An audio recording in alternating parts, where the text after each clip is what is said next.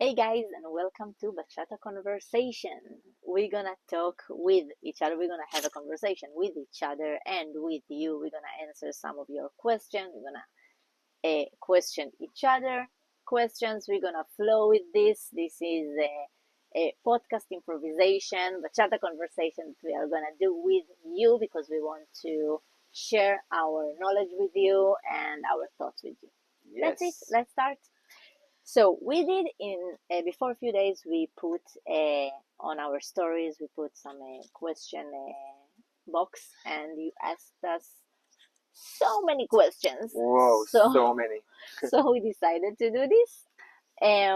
So we're gonna do it in a way of like really conversation between each other. Okay, so I will ask Ofir questions, he will ask me questions. We're gonna say whatever we want to each other, and let's have some fun together. Okay, honey? Okay. Okay. Okay. Okay, so let's start with the first question. This is going to be about Bachata Conversation. Okay, this is the Bachata Conversation section. It's going to be two questions. First, Bachata Conversation. Is it a philosophy of dance or this is a dance style? What is this exactly? Okay. Amazing Amazing question. question. Like the best. Okay. Yes, the best question. So, but as we see it, Bachata conversation is quite more of a philosophy than a dance style. A dance style is something that looks a specific way, or a collection of movements or moves that look and feel in a specific way. You can see it on hip hop or even Bachata sensual or other dance styles that you have. Bachata conversation is not bound to look in a specific way. It's an approach of thinking on how we think of dance, how we approach to dance, the mindset behind this, and how we behave when we are dancing. Eventually, it creates some distinguished type of look, but that's not the goal. The goal is like a mindset that helps us feel more free when we are dancing, to enjoy more from the dancing. You can have conversation in each style that you dance if your mind is allow it to yourself, okay, to yourself and to your partner. Okay, when will the online Bachata conversation classes will be available? So wait, I will answer this because this is a question for me. We already filmed the course. I still need to edit it. I start already. I finished half, and because all our travel, so it take me some time. But now I will come back to US and I will continue to do it. So soon, stay tuned. Okay. Okay. Questions about dance. I will ask you. This is not about dance, but fine. Little presentation for new people here. Okay, this is also amazing question. Okay, so I'll do it. Okay, so we are Ofir and Ofri. Ofri. Yes, Ofir, Ofri. Our names, it's like we get them from our parents. It was by we accident. We didn't change them for it's for the. Not like a stage name. Yeah. They're real names. And we are together as a couple for the past 8 years and also working together. Bachata is what we do full time. About us, what we're doing at the moment are all our activities are that we travel to festivals to teach people like you to dance and to feel more freedom in their dancing. This is what we do almost every weekend during the year. In addition to this, we have a brand of bachata schools called Be Bachata. We have at the moment two schools, one in Israel and one in the US in Austin, Texas. And our goal is to create many Be Bachata schools. And why? Because we are also passionate about creating communities that share the same values and dance together, where bachata is why they come too, but the main thing is about creating connections, enjoy, learn, and develop as a person. So we are really passionate about making it happen all over the world. Yes. And what we're doing to do it is like we take people that want to work in dance and then we train them to lead a community by themselves. We help with the structure, with the infrastructure of building this and the investment from before. And then they actually work and teach and create a community. So if any of you now want to open a bachata school, so you can contact us and we can help you do it. Yeah.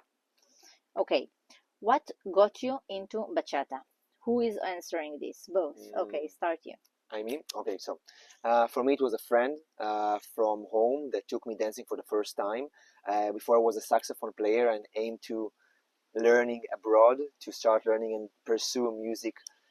And once I did the first bachata lesson, I closed the saxophone and didn't open it ever since, maybe 3 times. And I decided that bachata is what I want to do. Yeah. And for me, I also like actually a friend take me to salsa. Then I get into the bachata room one time after 5 years in the Latin dance. I thought it's not for me. I thought like the man is like raping the woman. I'm sorry that I'm saying this, but this was my thought. This is the real thing. And but the music was so beautiful, and the movement was so I can express emotion from them. So I actually left salsa and I started dancing bachata, and I fell in love completely. Hmm. Okay. Mm, improving to next level involves serious effort, but I like my job too. How to do both? This is the cutest The crazy question question. in the world. First of all, improving dancing doesn't take necessarily serious effort. It's something that's important to remember. And the second thing that is most important to remember is that improving your dancing, the goal for it is for you to have fun. Dancing is for having fun, not for improving. So you need to improve in a pace that is good for you. You don't need to achieve something or achieve certain amount of improvement in a specific time to create so much effort. If you bring so much effort that is not nice for you, reflect and think, okay, how can I change, because it needs to be fun. And the thing is that improving dancing can be so easy if you lose expectation about how fast you want to go.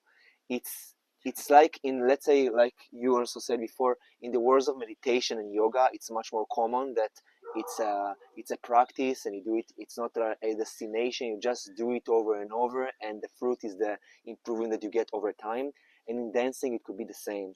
For example, if you don't have time to go to dance classes, or you don't want to, that's why online classes are best suit for this. Even if you go to classes, so there is something about doing this by yourself every day. Let's say 10 minutes, half an hour, not Whatever every you day, even decide, three yeah. times a week. Yes, but Yeah. you have the option to observe yourself and just be there. Come to the practice. Something happened in this practice, and then if you think about you want to improve and you say to yourself, my goal is to see myself 2 years from now, not 1 week from now. So 2 years from now, if you're gonna practice for 3 times a week, you're gonna arrive to your little class that you make for yourself, little practice in your house. You're gonna see major improvement, and it's not take anything from you.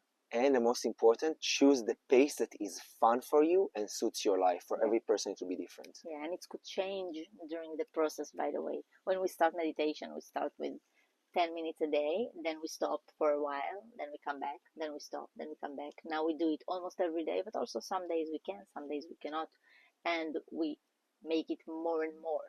With time, it wasn't all the time consistent, so it's also fine that the process is also changed with time. Okay, now I want to ask you a question in between. Okay, that's Like session from Ofri. about Okay. this topic actually. Like, what was the thing that you improved in your dance that you appreciate the most? Hmm. Okay, By the way, actually, now we're in the Dominican Republic. We filmed this video in the Dominican Republic for you, and this is very excited for us. Yes, now you talk. okay. Yeah, there's like bags here, so this is why I say it. Okay, so can you repeat the question? Yes, what was the meaningful or the best thing that you achieved for your body from the improvement on dancing? Okay, The thing you so appreciate the most? actually, there are two things. Um, the first thing is that I improved a lot is how much more um, comfortable I am with and proud in my own movement. Something that took me a lot of years is to consider myself a dancer, It was something that I didn't feel good enough or worthy enough to call myself a dancer for a long time. And I went through a process where I um, was dancing alone, find a way that my body wants to move, not the thing that I necessarily see on Instagram all the time.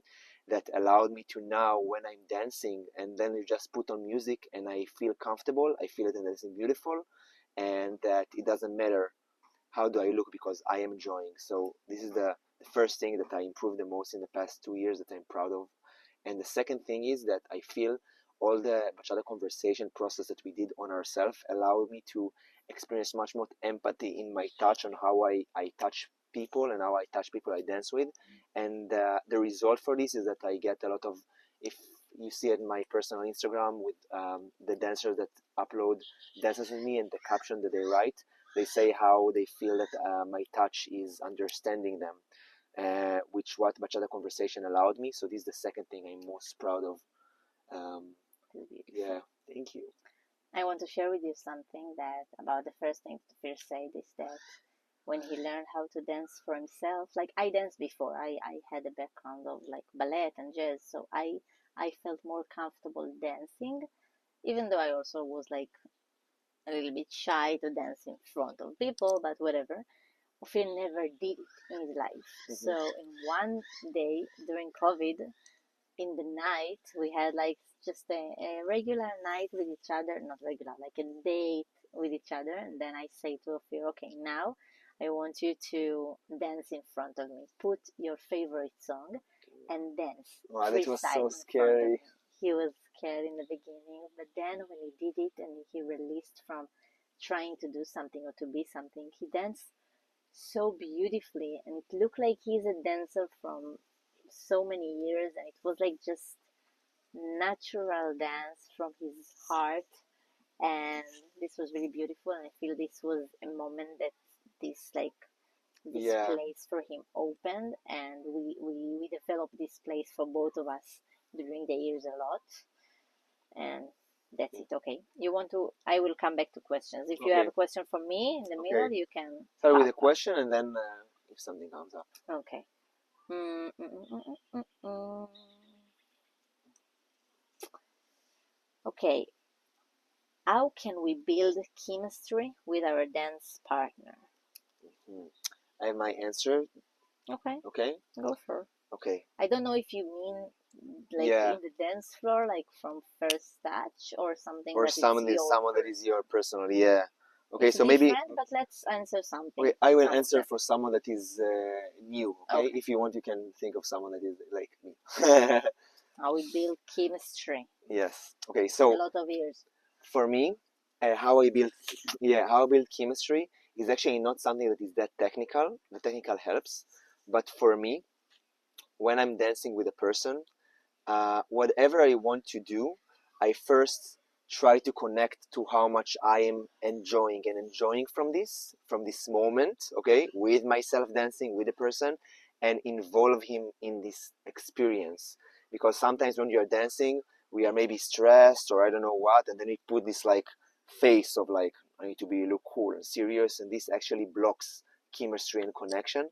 Whereas I am open and vulnerable, and inviting the person to my experience of enjoyment and I'm willing to come into his experience, this is when chemistry happens, and it's not connected to technicality. So this is what I do in most of my dances as much as I can, which allow me to connect better to every person I dance with.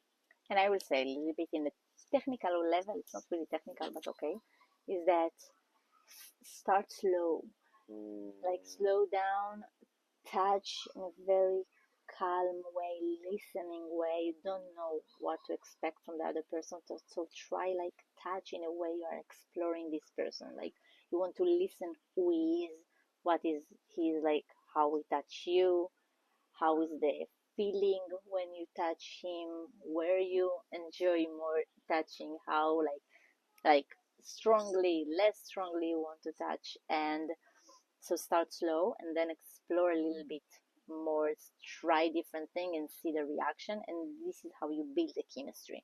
Now you can look at the person, this is also help, and instead of just like being with yourself or with the floor or with other people. So try to look at this person, because something then can change for you as well. Yeah, Like when you look. this is the person.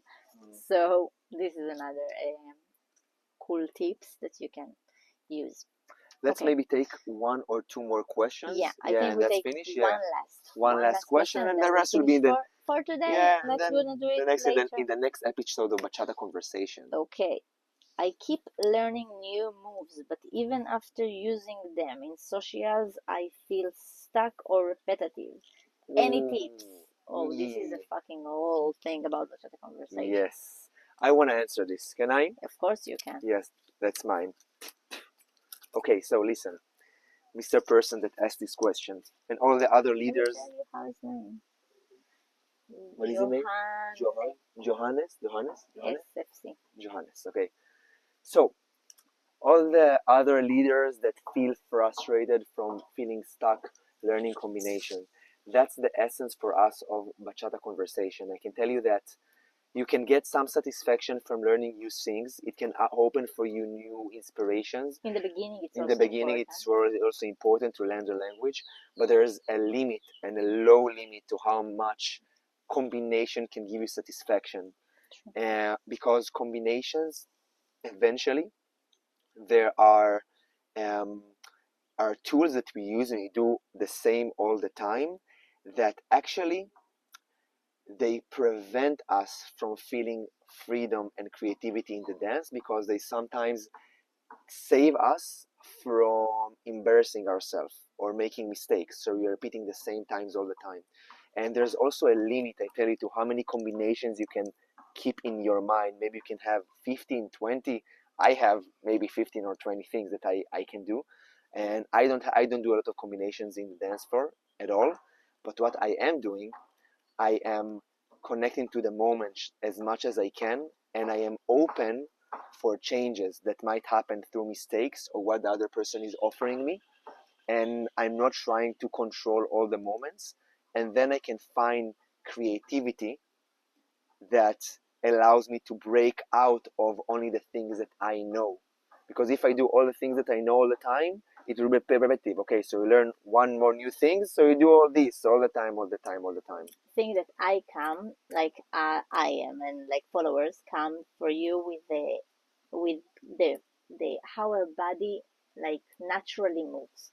Now let's say you start to move to lead a wave, and you want to go to a specific place, but her body goes to a different place because this is how she used to move, because the 1,000 leaders from her city lead her this move. Okay, so her body moves this way. Now you have the option to force her to go to your direction, or to look at this as, okay, she didn't go to what I wanted her to go, or you can look at this as an option to go to different direction of what you are used to, and flow with her to different direction, and then flow from this to a new direction. Maybe it's new for you and new for her, and this is what can open the creativity inside. So, and not forcing. To summarize, if you will trust combinations to feel not stuck, it will never happen. Please break out of this habit of needing to learn new combinations to feel free in dance. It will never set you free. Okay? Try to think of more being in the moment, being open for changes. These are the things, and changes to the things that you know. This will eventually bring you freedom in dance, and you will never feel stuck. Okay, guys, so this was our first Bachata conversation. We enjoyed talking to you. We enjoyed talking with each other. And let's see you in the next one.